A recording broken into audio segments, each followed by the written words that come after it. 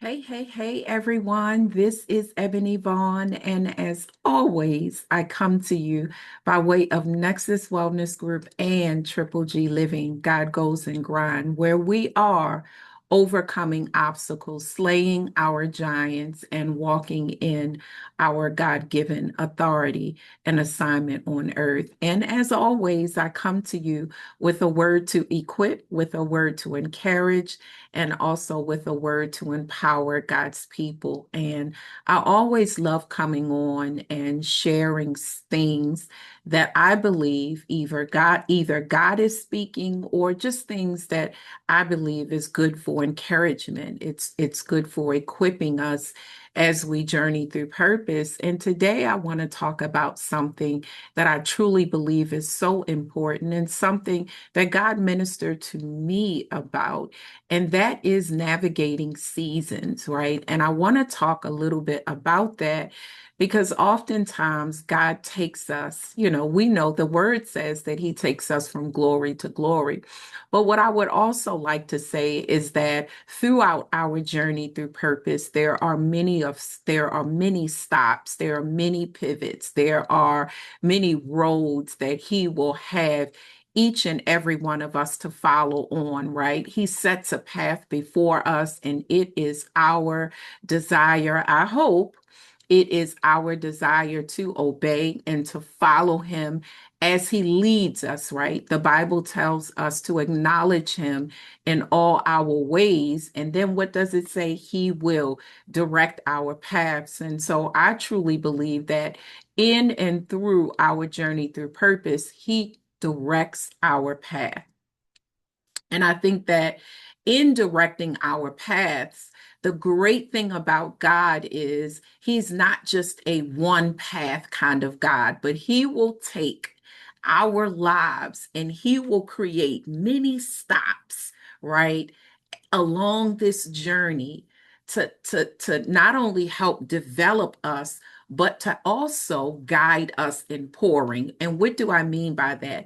I can go in a more professional route and say that in my 30-year journey of serving in the capacities in which I've been in, I've served in jails, I've served in group homes, I've served in foster homes, I've served in schools, hospitals, the community. I have served in different aspects in my role, right? In my role as a social worker, in my role as a minister. In each time, it caused me to move forward. It caused me to pivot and it pivot in the how and what of what I do, right? And this equates to seasons. And sometimes we grieve the seasons that God has already moved us from. You understand what, oftentimes we find ourselves getting stuck in a season that God has already moved us from. And we have to be careful not to compare a new season, guys, with an old one. Comparison has a way of making us romanticize what God has already removed us from. Y'all hear what I'm saying? Oftentimes, when we romanticize with what is familiar, we become blind or even we limit what God is trying to do in the now. Okay. Some of us miss the beauty of the new because we keep measuring it against what used to be.